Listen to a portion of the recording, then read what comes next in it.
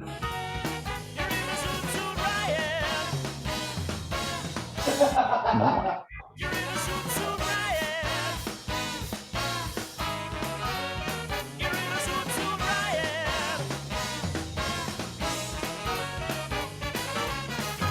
think I'm about ready to sing it.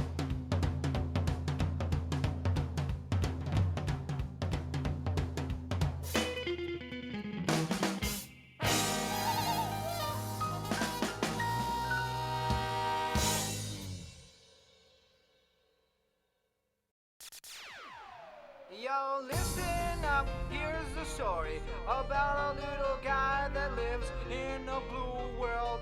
And all day and all night, and everything he sees is just blue. Like him, inside and outside. Blue his house with a blue little window and a blue Corvette. And everything is blue for him and himself and everybody around. Cause he ain't got nobody to listen.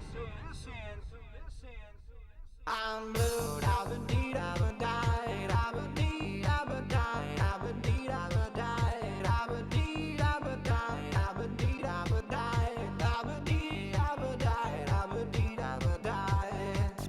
I'm blue, I've been deed, I've been died, I've been deed, I've been died, I've been deed, I've been died, I've been deed, I've been died, I've been deed, I've been died, I've been deed, I've been died, I've been deed, I've been died.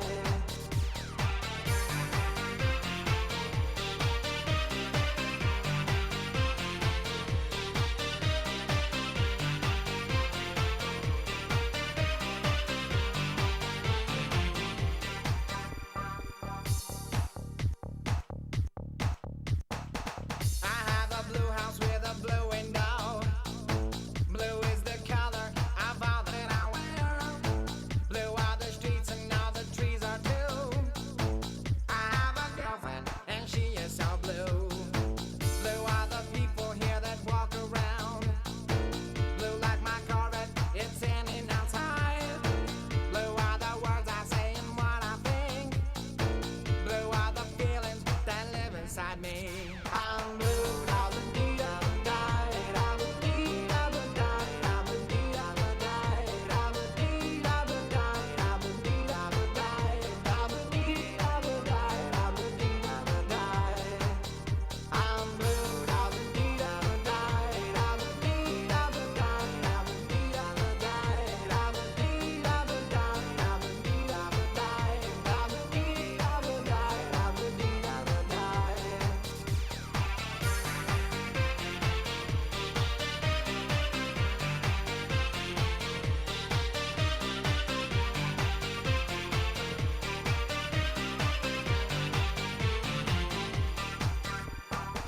I have a blue house with a blue window. Blue is the color of all that I wear. Blue are the streets and all the trees are too. I have a girlfriend and she is so blue. Blue are the people here that walk around. Blue like my Corvette, it's in and outside. Blue are the words I say and what I think. Blue are the feelings that live inside me. I'm blue, I've been deed, I've been died, I've been deed, I've been died, I've been deed, I've been died, I've been deed, I've been died, I've been deed, I've been died, I've been deed, I've been died, I've been deed, I've been died. I'm blue, I've been deed, I've been died, I've been deed, I've been died, I've been deed, I've been died, I've been deed, I've been died, I've been deed, I've been died, I've been deed, I've been died, I've been deed, I've been died.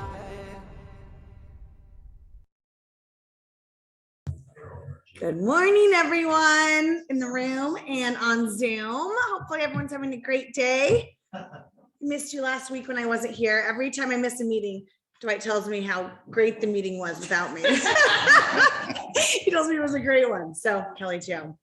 All right. I don't tell you that. No, you don't really as much. Dwight tells me how, oh, it was a great meeting. Yeah. Best one ever. It was a voted best meeting. Tomorrow, let's talk about what's going on this week. Tomorrow, we have our second in-person CE class that we've had in a while. So that will be in this training room at Bridgeport, 11 a.m. And Austin, do we need to register for that? Yes. Where is the link? It's on the website. If you go to the KWP Agents website, it's on the front page. You should see it somewhere on there. Okay, cool. So the KWPP Agents website, and it's a good one. It's about permits, which Yeah. I feel like there's always questions about permits and, you know, If I had to make the top 5 list of questions I get, permits would be on there. yeah, Yeah. that's a good one. And lunch is provided. So that's another reason to register. So lunch is provided, get a C credit, and it's good information about permits. Yeah, just saying permits sounds like you don't need it, but everyone needs to know what's going on with permits, because if you list a house and someone did remodeling without permits, and let's say that you've had multiple offers, you take the highest offer, it's way over list price, they're thrilled, and then they find out that the basement was finished without permits, they walk away. And the other thing that happens is it settled down during COVID, but the 3-county area were monitoring listings and comparing them to what was showing on their tax records. I actually had an appeal with a client and sat in Clackamas County and talked to the assessor. They have a board that reviews the MLS pictures and data and compares it house by house to what shows up in the assessor's record. And if you say that they've added a 4th bedroom in the basement and it doesn't show up, you get a notice of back taxes. And so 3 years ago, 2.5 years ago, before COVID, I had 3 or 4 of these in 1 year where my clients were getting notices from Washington County and Clackamas County. I didn't do enough business in Multnomah at the time, where they were getting notices that they had to pay 5 years worth of back taxes on their improvements that they never applied for permits on. And so, you know, did they get rid of those panels? I don't know. I haven't heard a lot about it lately, but presumably that will ramp back up as soon as they get going again. And so you've got many issues related to homeowners doing remodeling without permits. Yeah. Why they're needed, when they're needed, et cetera. So it's super valuable. I mean, on the surface, permits, like, Yeah. you know, does my owner need to get a permit for a roof? You need to know that stuff. Yeah, the question I get a lot is, my buyers are buying this place and there's a bedroom that's not permitted, or there's a whole addition that's not permitted. What does that mean to me? And I'm like, well, if it burns down, the insurance company is looking for reasons not to pay out. And that would be a pretty good one. Yeah. Like, they would be not be able to prove it was done, you know, they have permits pulled, and they could say, well, it burned down because of the shoddy craftsmanship. So, that's the thing that scares me the most on this too. So, Yeah. something to think about. Yes. A lot of the information's only been online for 15 to 20 years. So what if it was a long time ago, like in the 1960s, where there never was any online? Do they go back that far, or just to what they get online? Yeah, and Chris just, go ahead. I can go to Multnomah County all the time. You can't because of COVID, but they'll pull the file. You can get all the index cards. You can go all the way back to construction, 100 years. Yeah, they're pretty Great thorough. handwritten, it'll be real sketchy, but. Yeah. And there were some questions in the room about permitting records and what you can access online and what you have to go into the county to pull. Yeah. So, It's worth going and pulling the paper file. Yeah, yes, they'll we be do it online. But I have that conversation with most of my listings people. It's, hey, we remodeled this, we remodeled that, we remodeled this. Oh, because they brag about it when you're sitting there in the listing appointment. And then if you say, oh, did you get permits on this? They say, no. But these special inspectors that all they do is sit there and look for violations, they're probably looking mostly online. They're not going down there and pulling every single file, are they? Well, I think they're looking, I don't know to what extent they were looking, but they were comparing the assessor's records, I get that. right, to what we were marketing. And I got hung up on this on a $2 million sale about 3.5 years ago, because he had built a barn, and it was in deferral, tax deferral. And he built a barn, which is fine. You don't have to even get a permit if you're a farmer to build a barn, except he converted it to a basketball court for his kids. And so I had it advertised as a basketball court, and the county picked it up and they said, we want to come out and inspect it because looks like you owe us about $60,000 in back taxes. And it killed my sale. And the owner was like, what? So anyway, And that's a good whole thing to know. nother, that is a whole nother, like the deferred taxes is a whole nother good CE topic. Write that down, Austin, to maybe book another CE class on, because it's a whole topic in itself, right? Of that. Yeah, Yeah, Jeff. throw one more in there. Yeah. I had a Portland guy threaten my client for removal. Oh, wow. Yeah, He To wanted- say, yeah, you they didn't will get you permits, take it removed. away. We're not gonna approve it. yeah. Yeah, exactly. They get into these power trips. Yeah. So the, Clackamas County for my guy, I went to Clackamas County to get more details for my guy. And I've gone to Clackamas County hundreds of times in my life. And they said, we're not gonna talk to you. You have to send this owner because he wouldn't allow an inspector up there. He also put a lake on the property. Guess how they found it? Years before with a drone flyover. Yeah. And then they saw it in my listing because it had a lake house that he built. It's like he was total violator. oh, You know, gosh. because Washington County had 4 people, their full-time job was just to be looking for illegal structures down on like rural land, 2 acres, 5 acres, whatever. But that was their sole job, was just to look for Yeah. unsanctioned structures. In Washington County, even if you're building an agricultural building, if it's more than 12 by 12, you know, from what I understand, you need to get a permit for that. Yeah. Sounds like we should go to this class. Yes, Yeah. sounds like a lot of people should register for this class. Yep. But the more you know about the permitting, about the tax implications, things like that, you don't have to be an expert, but the more you know, the more of an expert you can be to your clients and the more of a resource you can be. So sign up for that. It is tomorrow, 11 a.m. And also tomorrow we have Ignite also until 11 a.m. Oh, I'm messing up the order. Okay, sorry. Tomorrow and Friday we have our last 2 Ignite? No, second to last week of Ignite.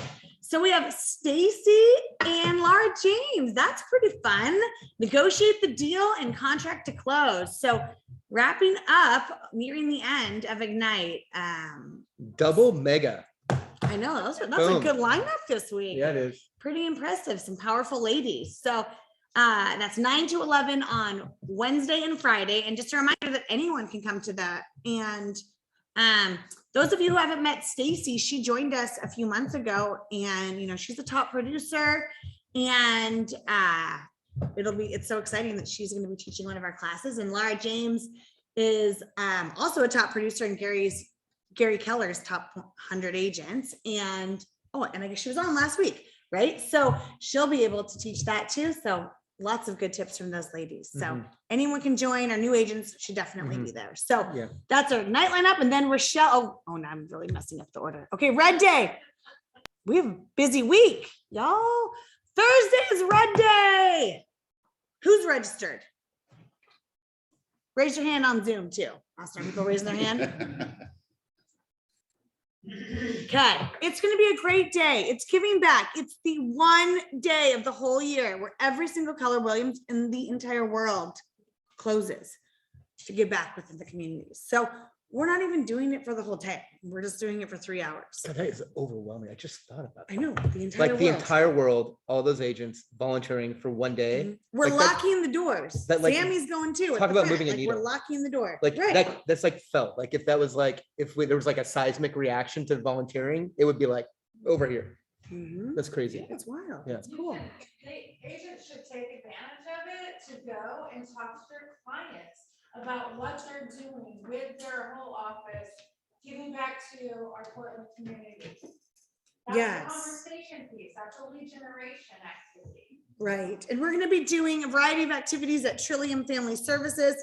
It's a place that helps children, and we're just going to be helping them clean up their facilities, organizing, cleaning, painting, gardening. There's all kinds of indoor and outdoor tasks. So I think Austin sent out a thing. If you have any tools you really love to bring, like gardening tools or something, you can bring them, but you don't have to bring anything except a good attitude. Gloves. And gardening gloves or Mhm. gloves if you have them. And if you pre-registered, you will get your goodie bag with your t-shirt. Hopefully if they get here in time, but they will. And rain gear. I know Austin said, should we order red ponchos? I really hope we don't need those, but we'll see. There's indoor and outdoor jobs. So if you haven't registered, please do so. It's such a cool opportunity. And then we're going to go to Hopworks right afterwards and celebrate with some food and drinks and We're gonna hop on over to Hopper. Hop on over to Hopworks. Hey, by the way, so Really yeah, a bring, hallway. dress, unless you plan on working inside, which it seems like in the past, about 2/3 of the people have been outside. And if it's raining, you're gonna definitely want, you know, like landscape clothing, so not tennis shoes generally. Because we've been clearing gardens for the kids. We've been doing blackberries, weeds, pine needles. And so it's raking and edging and mowing and, let's see, Hoeing. pruning. So, you know, it gets a little dirty and it's supposed to rain, so Cultivating. bring the appropriate gear to be comfortable. Okay, I'm excited to see you all there. And our partners, you guys I'll be come there. too. Yes, All right. okay. Thank you to our partners, Patrick from Amerispec and Jill from Elevation Transaction Services. Is Academy on the Zoom? Academy, you guys can come too, Josh. Mhm. Oh, awesome. Okay, cool. And then after Thursday on Friday, we have the lovely Rochelle. It's right here in front, doing your social media roundtable right here in this room, 11 to 12. And that is just whatever topics anyone wants to discuss, but you know, a deep dive on how to really enhance your social media presence and grow your connections, your sphere, your database, and like your touches with your social media. Video, reels, all that. Right? You want to add anything else? I do a good job. Yeah, you did a great. Right? It's not, you know, I want to add, because it's not like your basic, like how to create a business page. It can be more advanced, you know, and like how to have like really good discussions on how to really use your social media. Yeah, it's set up to come with questions you specifically have even about your pages or how to make certain content or where you should be spending your time. Or Mhm. if you do need, how do I set up a page? That's fine too. So Okay, cool. it's kind of if you're a beginner or advanced, or if you just need brainstorming ideas for content. That's all. I love that. I was listening to you talk the other day about something they said in bold, and you were talking about how you should actually approach certain situations and the cadence and how often you should post and things to do and not to do so you don't end up in social media jail. And like, I just think it's such an important part in such a cost-effective way to grow your business that show up. That's right. Show up. Mm-hmm. I love it. Thank you, Rochelle. Mhm. Okay, and career night. In the last Wednesday of the month, Tanya will be leading a career night for new agents getting into the business. So if you know of anyone who is thinking about getting into real estate or just wants to learn more, feel free to invite them. Reach out to me and I'll give them a registration link. Yep, contact Tanya for more information or for a registration link. And she will tell them all about the business. And it's for anyone, even if they're just thinking about it, if they're in the process, you know, any phase of curiosity about the real estate industry. And our haves and wants. Is Ryan on? Maybe there's a Ryan, but no last name. Oh, is it Ryan Purdy? Ryan Purdy? You have to- I don't know. That's okay. All right. Haves and wants. Inventory has still been tight. So let's take a look. We'll just pull it up there.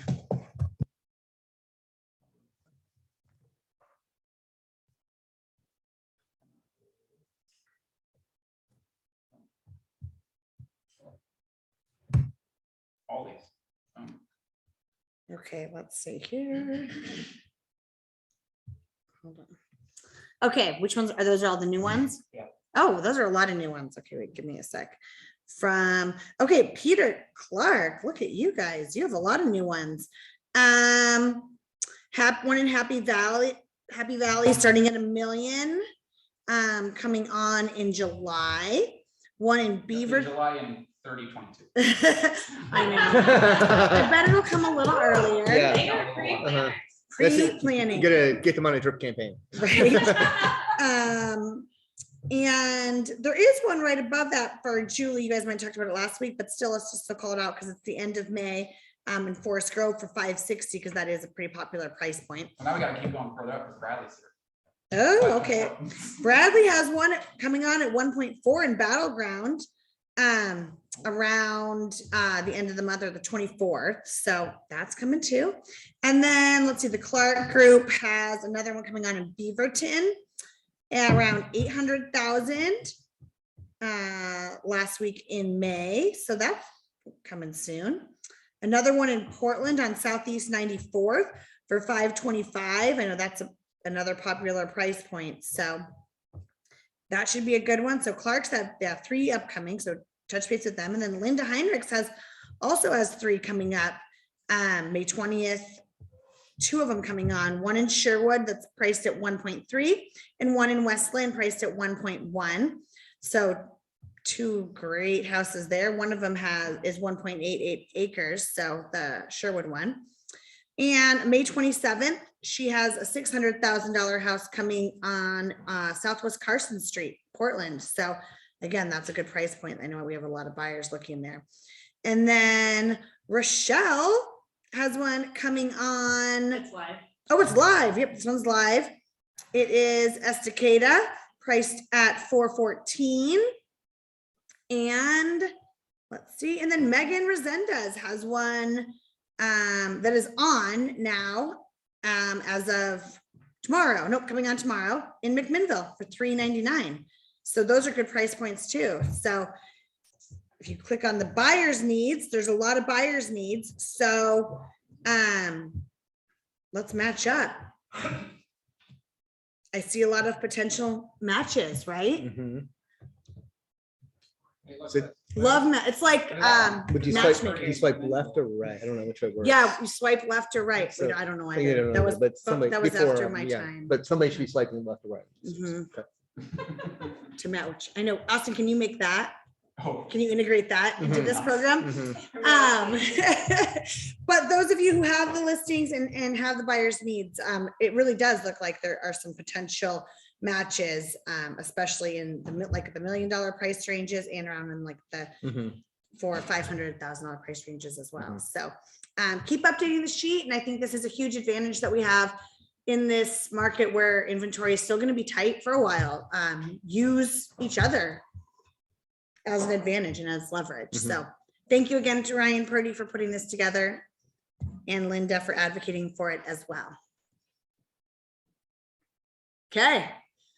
6 personal perspectives. So Bruce Hardy is our Northwest Regional Director of Keller Williams International. And he's going to be coming into town on June 2nd. And he's going to be teaching this. This is like a Keller Williams training, and you have to be certified to teach it.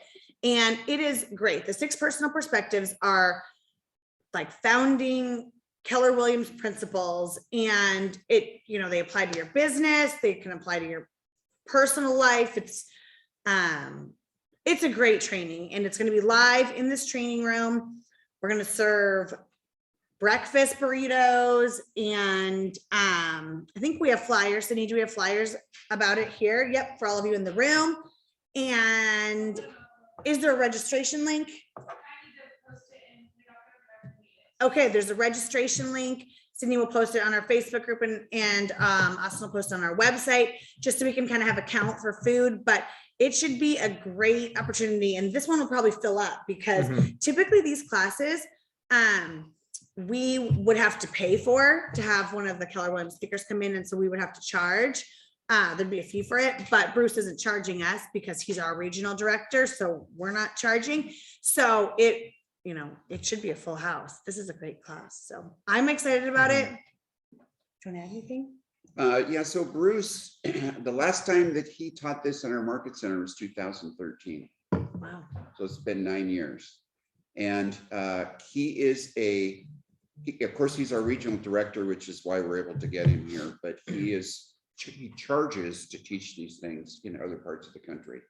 So people would pay $69 to go see this in Atlanta if he flew to Atlanta to do it at a market center down there. So as Corrine said, it's one of the very core principles of Keller Williams, and you can apply it to your life and your family's life. And So it's, the principles are life-changing, and we'll start to show what they are. You can Google it if you want, because it's online, but he's a phenomenal teacher. He's the #1 most requested teacher for the ALC, because every year they teach ALC and what the Agent Leadership Council does for the market centers.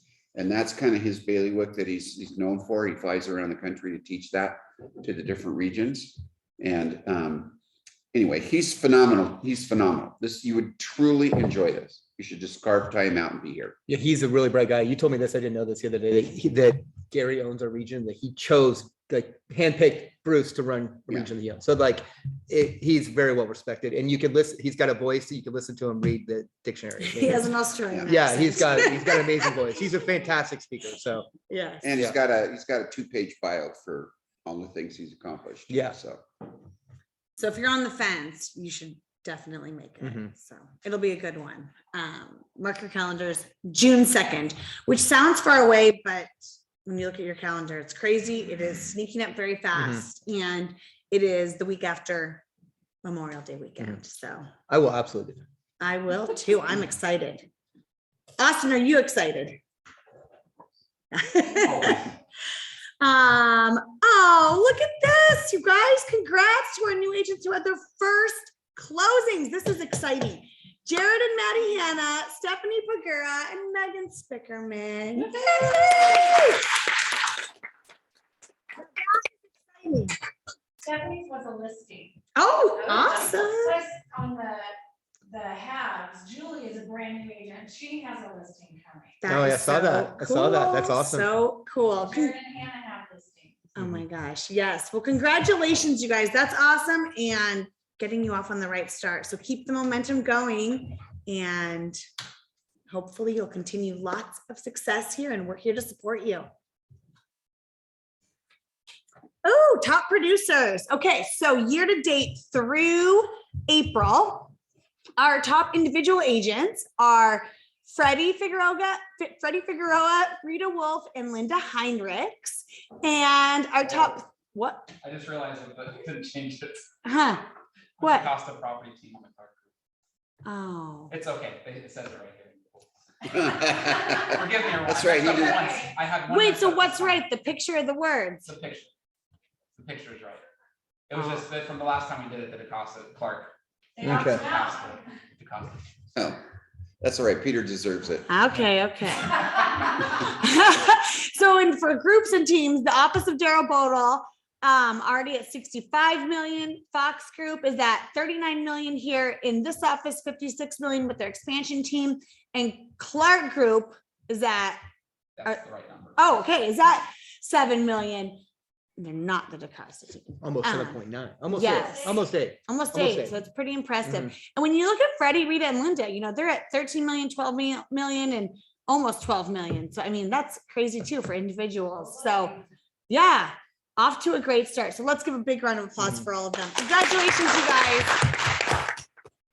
You know, the one thing that all of these groups have in common is they're all super smart, but they all work really hard. They all work really hard. Oh, yeah. Yeah. I love that. They do. Okay, great job, you guys. Who's gonna make it up there next month? We will see. Maybe you. That's cheesy. I know. That was like an Oprah thing, like who's gonna get up there? Who's gonna get up there? What are we talking about now? Oh, this is a good stuff. Okay, so last week, if you were here, you guys watched part 1 of the Craig Groeschel leadership. He has a podcast and a YouTube channel, but he has this specific 2 episodes that are talk about leading out of a crisis. So I know you guys watched part 1 last week, and Kelly said he talked about it a little bit, but leading, can mean anything, right? Like you're all leaders of your own business, whether or not you are a leader of actual like managing people, you're a leader of your own business, right? And we had listened to this and it just resonated so much with us that in this post-COVID world, like the world is so different, right? So we were kind of talking about what should we talk about in this next weekly team meeting? And we're like, let's just play the second part 2 of that, you know, it's quick. It's like under 20 minutes, but it's part 2 of that. And then we'll have like a little bit of time for discussion. So as you watch part 2, Think of your people. yeah, think of your people that you serve, your clients. If you have a team, you know, think of them, but people really just think of your business and, you know, you as a leader of your business, because we are in a different world than we were in before. Yeah, I would add something to this, which I just thought of, because being a leader applies to us, whether you think you are or not. You have to be a leader in so many aspects of your life. And what just occurred to me was, I have 4 sons, and when they were in grade school, a couple of them had a lot of bullying going on in their classes. So this would have been whatever, in the 90s probably. And you know, parents were pulled together to talk about bullying in the class and how to deal with it. And so I would say I got in the habit of saying to my sons, because we sat with them and we said, if you see bullying, you have to step up for the person being bullied. Somebody has to do it. And so I got in the habit of saying, be a leader, make good choices, when my 6-year-old left for school. And they will laugh because we said it 1,000 times. It was the joke when they got to high school and the joke when they were in college. And then they would say it back to me. So now they say it to me, Dad, be a leader, make good choices, right? So it's hung on for 30 years 25 years in our family. So these principles that he talks about apply to us in every aspect of our lives. And I don't think there's been a time that I can think of where there's more doubt and uncertainty and confusion and everything else going on in society. It's a little chaotic right now for sure. And this is the time when leaders must emerge. And you need to do it for your business. People are going to be looking for the bright light.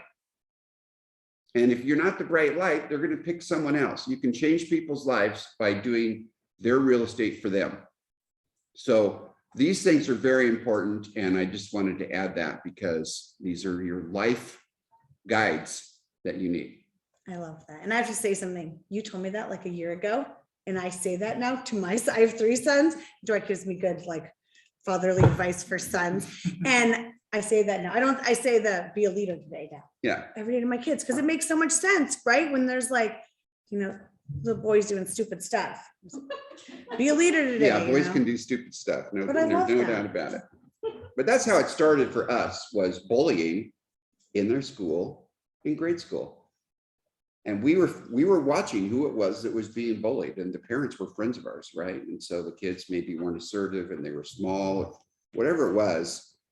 You know, we were trying to train our people, to our kids, our family, to lead and to be compassionate and to identify the people that need help, because that's what they need to learn to do at a very young age. That's who we are, folks. That's real Right. estate in a nutshell. That's right who there. we are at Keller Williams. It's what you are in life. You have to be that. We need more of it for sure. That's why society is a little screwed up right now. Good point. Yep, let's do it. Hey, big shout out to our YouTube community. It's an honor to have you with us. It's always fun to know where you're watching from. So if you want to drop that in the comment section, what part of the world are you in?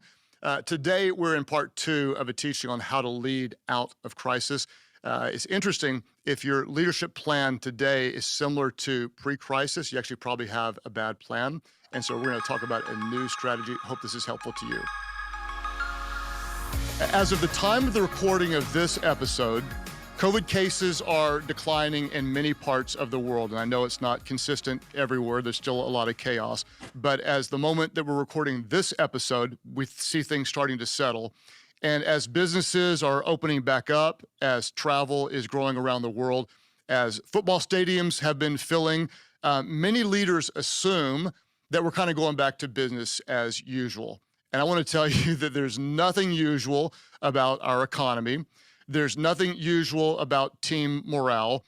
There's nothing usual about the global mood with all the chaos we have going on around the world. And there's nothing usual about our future. What you're doing as a leader is this: you are leading out of chaos. You're leading out of a time of division. You're leading out of a season where many people are afraid and many people have experienced extreme loss. And you're leading into the most rapid changing, uncertain, and unsettled world that most of us have seen in our lifetime. And this is really important that you realize that. The world is changing all around us. Therefore, your leadership has to change in how you approach leading in this season. And to the extent that you realize the fact that things are different, that will determine your capacity for effectiveness moving forward. And so we've talked a lot about leading in a crisis, but what I want to do is talk about leading out of a crisis. In fact, I did some research online to find out who else has written about this. And oddly enough, there is not much out there on leading out of a crisis. And the reason is, I think, because most of the time we're leading out of a short-term crisis. But for almost everybody alive today, this is the first time that any of us are leading out of a 2-year world-altering global crisis. And leading out of a season like we've been in takes a very intentional strategy in our leadership. And so I'm learning, and I want to share with you what I'm learning, and hopefully this is helpful to you. I'm calling it 6 keys to leading out of crisis, and I want to give you those 6. The first one is this.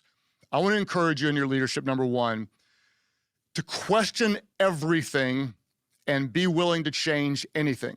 Number 1, question everything and be willing to change anything. And I want to say it again. If your leadership strategy is similar today to the way it was before the pandemic started, you probably have a very bad strategy because the world is very, very different. If you're leading now like you led before crisis, you're probably not going to lead very well. What we're going to do is we're going to question everything. And I want to encourage you, let the numbers speak to you. Know your numbers, study your numbers, look at your numbers, let the numbers speak. The numbers almost always tell the truth. For example, in our world, we start churches, we build leaders, we try to impact lives and change them spiritually by creating great churches that allow the work of God to work in people's lives. And so we had a strategy of starting new churches, and we were on pace to start 7 in this year. Here's what we're doing. We're looking at the numbers, and here's what I know. I know that a new church building cost about 50% more than it cost before. I know it takes about 50% longer to build that building. I know that as I look around the world, that most people that are starting churches are actually starting smaller today than they were in the past because people in many places are still not as comfortable gathering together. So what I know is costs are going up, time to build's going up, and in many places, the return on investment is going down, and that makes me pause and question everything. What about this strategy do we still like? What needs to change? Let the numbers speak to you in your leadership because we're in a very different world. Question everything and ask yourself, what do we need to change? Do we need to change our structure? Do we change our strategy? Do we change our systems? We're going to ask our team. We're going to ask, how has your core business changed? Not has your core business changed, but how has it changed? Because in almost every case, in almost every example, it is changing. And I want to encourage you, question everything, be willing to change anything. The second thing we're going to do to lead out of crisis is, as a leader, I want to encourage you to listen more and talk less. Listen more and talk less. And this is going to be very difficult for many leaders because you like to talk a lot. And the reality is, as leaders, we tend to think that everyone always wants to hear from us, and it is important that they hear from us. But in this season, it's equally important and maybe even more important that you hear from your team, especially with what's all going on in the world right now, because your culture, your organizational climate, your team morale, your competition, the broader market, all these things and so many more, they're probably considerably different today than you think that they are. And here's what I'm guessing. This may not be true everywhere, but I'm guessing for most of you in your organizations, with your volunteers, in your team, that you've got pockets of your team that are healthy, that are performing well, but you've got pockets that they may be bleeding out. You've got teams that are in disarray. You may have some departments that are making a really, really big difference. They're profitable, or they're making ministry progress. You've got others that are losing money, or they're not making any kind of progress. And what I need to tell you is this, in your leadership, there is no one size fits all approach in this season that will work. And let me say that again. You can't look at your whole organization and say, here's the one strategy, because you've got some things that are working, some things that are not, some team members that are healthy, others that are in trouble. There is no one size fits all approach that will work in most organizations today. I'll give you an example in our context. We have about 30% or so of our staff, they work at a central location that serves our 40 plus church locations. So we've got about 30% of our staff there. About 70% of them are spread at 40 locations over 12 or 13 states. Those that are at central, here's what I know about them. They haven't faced the hard battles that take place at the campuses when people have come in with all sorts of different opinions. They haven't faced those battles, but they also haven't felt the wins of seeing the life change up close. And so they have one mindset. At our Life Church locations, they've been in the middle of the action and they've seen the lives changed, but they've also been enduring a different type of battle and many of them are exhausted. So what do we have? We have very different situations with very different people. There is no one size fits all approach to leadership. And that's why as a leader, I need to listen more. I need to talk less. I need to be a student of what's going on in all of our different departments. And I'm going to encourage you to ask 3 questions. You're going to be wise to ask, first of all, how are you? Get into your team members' worlds and listen. How are they doing? Not just like, how are they doing at work, but you want to know what's going on in their family, in their personal lives. You really, really want to care. Then you want to ask, how can I help? Not just how are you, but how can I help? Because at this point, some of your top leaders really need help and they really need support. Then what you want to do is you want to ask, what should we change about our strategy? Not should we change our strategy, but what should we change? We're assuming right now that if we're not changing, we're falling behind. That should be your assumption. If you're not changing, you're not growing. The world is so different. If your strategy is the same, you're not being very smart. How are you? How can I help? What should we change about our strategy? We're going to come back to that third question in a little bit. This is what I've been doing the last few weeks. I've had meeting after meeting after meeting with dozens of our top leaders, and I've asked questions and I've listened. And here's what I've discovered. Is this crazy out there? That's what I've discovered. I've discovered that some of our team members are indescribably discouraged. I found that pockets of them have a little bit more mistrust than they normally would. I found that some are confused on the strategy, some are overwhelmed, some are disoriented, some are depressed. I've talked to other groups that haven't been more excited, that there's passion at every level, that they see where we're going, they're excited about where we're going. What I know is that things are very, very, very different. And so one strategy isn't going to work everywhere. And what I promise you is when you get down into your team, you're probably going to learn a lot more variety of things going on than you probably earlier anticipated. Why is this the case? Because what happens in your team members when they're away from the office, it really impacts what they do at the office. What's going on outside in their lives, it's been so chaotic, so crazy. You want to understand what's going on in their world so you can minister to them, encourage them, help equip them. Many of them right now, they have family tension. Inflation may be outpacing their income. A lot of them want to buy a home, but they can't find a home. They feel more unsettled in their personal life. Therefore, they feel more unsettled in their work.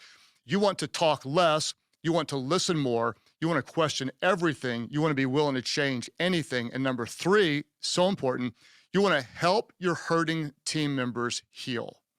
You want to help your hurting team members heal because right now, you've got some world-class players that if you don't pay attention to discover, they're actually hurting and they need your help.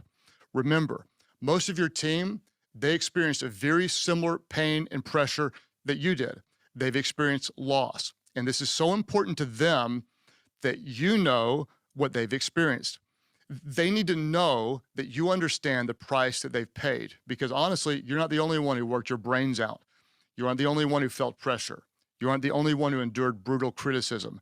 Now, to be fair, if you're the top leader, they may not have endured the same level of intensity or scrutiny that you did, but to them, it was the worst they've undergone. And that's been a very difficult season for many of your leaders. So if they don't know that you know what they've been through, they won't know that you care. And if they don't feel like you care, they're not going to stay working for you. You're not going to keep them. The bottom line is this, your team likely needs some attention. Just like we talked about in the last episode, many of them, they're not tired, but they're depleted. They need to be refilled. Some of them, they're hurting and they need healing. And so what you want to do is you want to get into their lives, with genuine compassion and care and say, what do we need to do to help? For some of them, it's going to be like forcing them to have some time off. Others of them, you may help them get into a good counselor.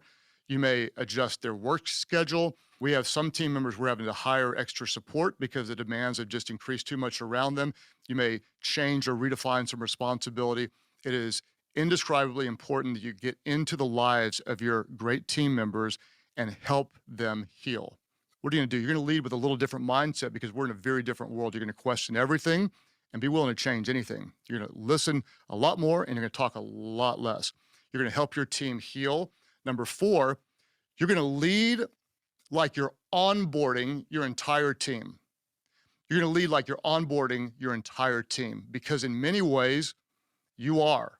Like honestly, as people maybe coming back to the office or coming back to the church, they're coming back in with really different perspectives than before. And that's why you want to drive the basics over and over and over and over again. Here's what we value. This is why we do what we do. This is our vision. This is where we're going. This is our strategy. This is how we're going to accomplish the what. This is what we value, where we're going, how we're going to get there, and you're going to drive it over and over and over again. You're not going to assume that anyone remembers. You're not going to assume that anybody knows. You're not going to assume that anybody cares. What you're doing is you're realigning hearts and minds toward a unified vision. And think about it. If you're onboarding new team members, what do? Well, you drive the values, you share the strategy, you share the vision, and hopefully if you're smart, you make it fun. And that's what we have to do right now. We have to make going to work, being at work, being on a team, being involved in a mission, an exciting place to be because it is really, really fun when we win together. So we're onboarding our team into a mission, into a vision, into a call to action. We're not just here to be profitable. We're here to make a difference in people's lives. And we want to bring people back into something that is more than just a job. We want them to feel like they're a part of a family. They're on vision, they're on task, they're on mission, they're making a difference in this world. And so I want to encourage you to lead like you're onboarding your whole team back into something. You're not going to assume that they're in just because they were in before. You're helping them buy into the why behind what you do. We're in a different season right now. It's incredibly different. Therefore, you're going to question everything and you're going to be willing to change anything. You're going to listen a lot more. You're going to talk a lot less. You're going to help your team heal. You're going to lead like you're onboarding your whole team. Number 5, this is so important. You're going to give your team quick wins. You're going to give your team quick wins. The reason you need to give them quick wins is because so many people feel like they're losing right now. And morale is never, ever good when there's more losses on the scoreboard than there are wins. I'll give you an example. In our church right now, things are going relatively well. They're going incredibly well compared to last year. For example, revenue is growing. Year over year, attendance is up significantly. The online reach is booming. We got lots of new people coming. But if you compare our current church attendance today to where it was pre-pandemic, those numbers are still down. So overall, things are moving up and to the right.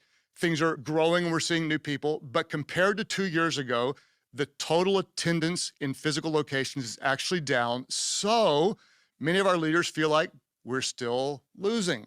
So what we have to do is we have to help them feel the wins. In fact, I talked to some of our top leaders, and even though from my perspective, where I sit, things are going very, very well based on where we are.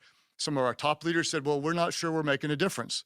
Essentially what they were saying is, we're not sure if we're winning. And the reason they feel that way is because I have not helped them feel the wins.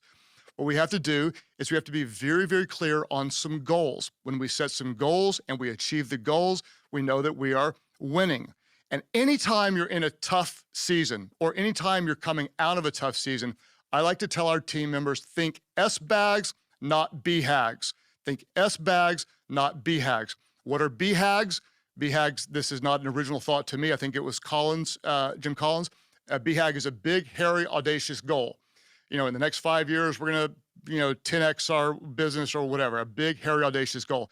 This is not the time for big, hairy, audacious goals because we don't have enough time to accomplish the big things. I want you to think S-bags. I did make this up, and you'll probably see why. S-bag stands for stretching but achievable goals.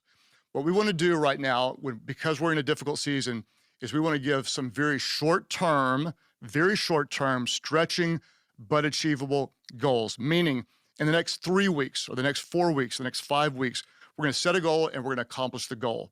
Why do we do this? A stretching but achievable goal, a quick win, because we want our team to see and feel a win. This is so important because what does it do? It builds a sense of confidence and a sense of progress. And if we aren't making progress, then we need to tell the truth. We need to set an S-bag and we need to achieve the goal. Here's what we're going to do. We're going to question everything. We're going to listen. We're going to help our team heal. We're going to drive the values, the vision.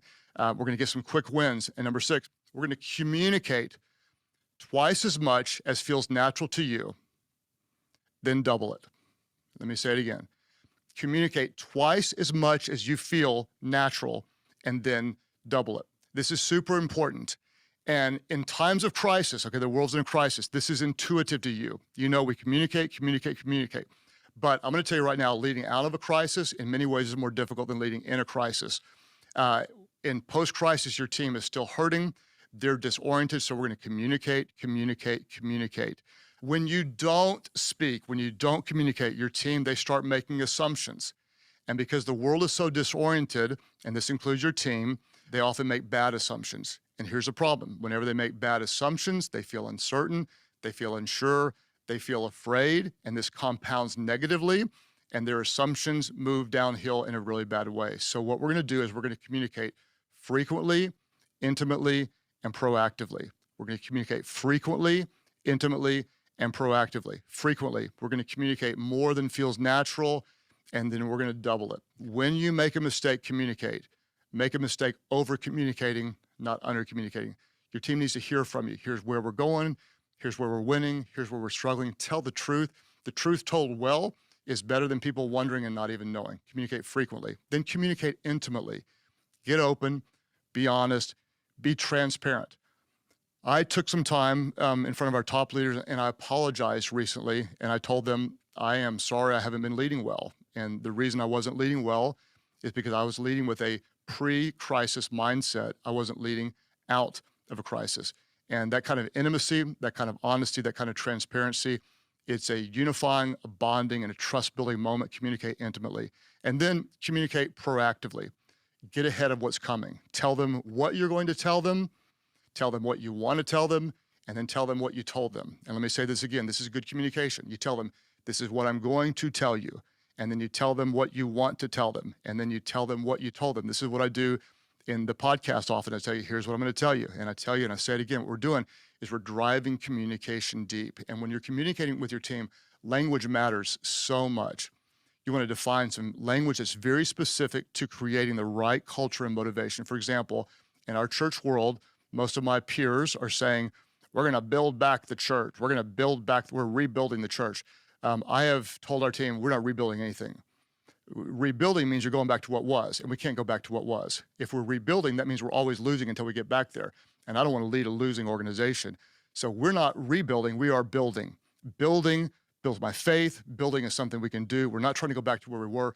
Create language that creates the emotion that drives your team in the right way. Your leadership always matters. What I want to tell you is it matters more right now than you could ever imagine. And that's why you don't manage your way out of a crisis, you lead your way out of a crisis. And you are uniquely positioned to do just that. You're not just leading in a crisis, that's intuitive, you tend to know what to do. But leading out of it, it may be more difficult, and that's why you want to be on your game, in the zone, being intentional, with a very different and unique strategy. No one size fits all, but getting in, being a student, studying the organization, pivoting, and coming out with clear, compelling vision and strategy to make a difference in this world. Now, my goal is to bring you good content that helps you grow in your leadership. The favor you can do to me is rate it, review it, share it, invite others to be a part, share on social. Forget the lights. Thanks, Tanya. All right. What do you guys think? Did that resonate with anyone? I could talk like a straight hour on that Yes. without So even many good breathing. points. I know. Yeah. Wait, but we don't want to hear from you. I know, right nobody now. wants to hear from you. Well, we do. I know that. I know We that. do, but let's see Yeah. if anyone else has Yeah. anything to say. Does anyone want to share any takeaways or anything that really resonated with them? I will call people out. Talk less, Yeah. listen more. Talk less, listen more from Chris. I know you have some. Don't assume was one that stood out to me. Like, Yeah. don't make assumptions. Mhm. Don't make assumptions. Yeah. And listen, with that, listen more. I mean, if you're just talk, and you think and feel that everything's going well, you're just kind of assuming that, but if you're not listening to the input from them too, you might Mm-hmm. make a big mistake. Yeah.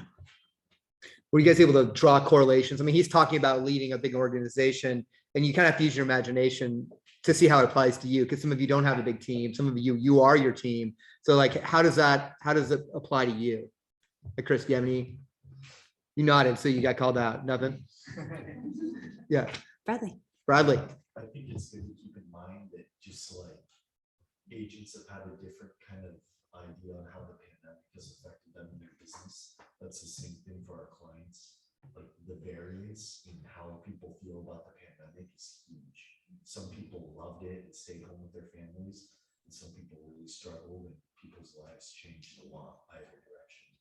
Mm-hmm. I don't think it's just people's lives. I think it's people changed a lot. You know, Yeah. like Wait, people let's got repeat with that too, just so Exactly. people, Yeah, make go sure ahead. everyone heard that. Mhm. So Bradley said that, as agents, we have to always remember that our clients might have had very different experiences through COVID, and they might have enjoyed it or really, really struggled through it. Yeah. Yeah. And I think it could actually change a lot of people who maybe were looking for an excuse to withdraw into their lives, found a really good reason to do it. And now they're probably kind of stuck in their houses, stuck being Mhm. alone, and they need somebody to bring it out. And one of the things that I took away from that, which really like it hit home with me, is, and it's something I haven't done in my business in the past, was like, make real estate fun. Like there's people who are bored and tired, and they just don't necessarily need somebody being serious with them all the time. Like enjoy it, and like enjoy the small wins, and like Mhm. be very positive. That's all that I took out of this, is like, you've got to be super duper positive in what you do. Right. Linda said the thing she got out of it was, we are not rebuilding, but rather building. Mhm. Yes. Okay. So Mhm. Linda said, we're not rebuilding, we're building, which Mhm. that's great, right? If you're rebuilding where you were at before, you're doing it wrong, right? So I think that's. As yeah. a solo agent, I was thinking like the questions he asks others, like Mhm. his team, we could ask that of ourselves, like, how am I doing? Like reevaluating, like even where you are personally and professionally, and then like reevaluate. And I Yeah. think so quick, we're like, oh, I'm fine, and you just keep going, but like really like take a look at it.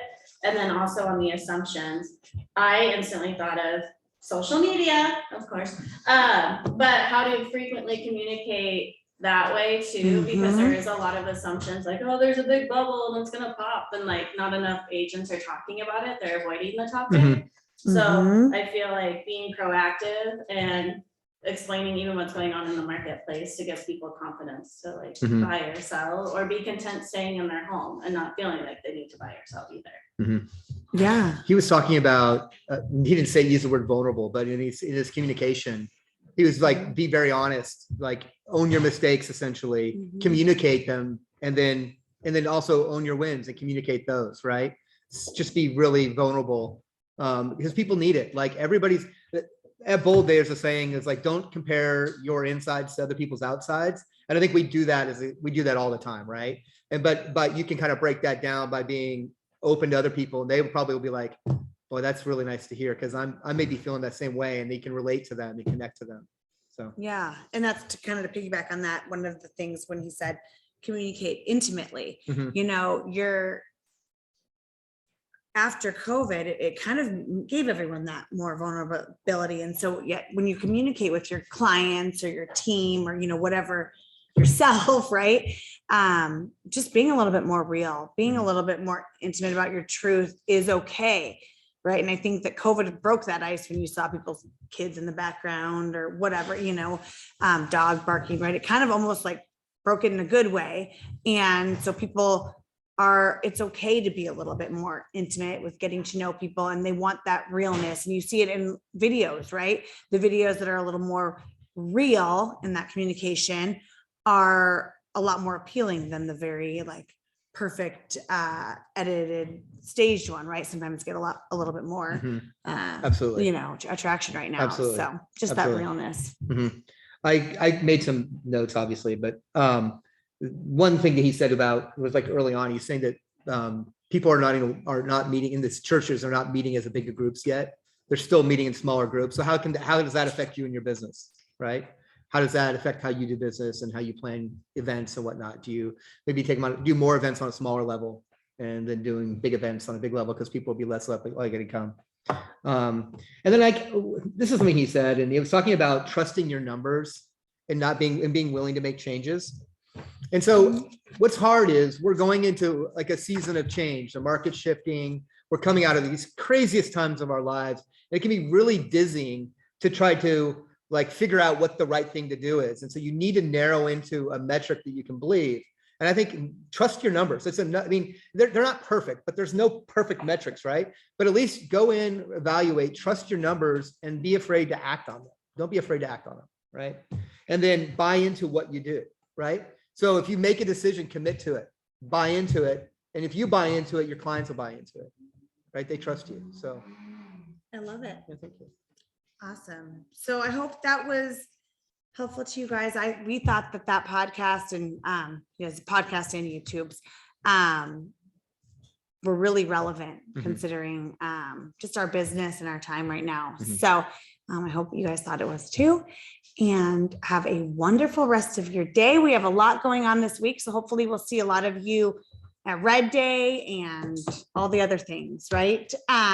Ignite CE classes and be leaders today for Shell's class.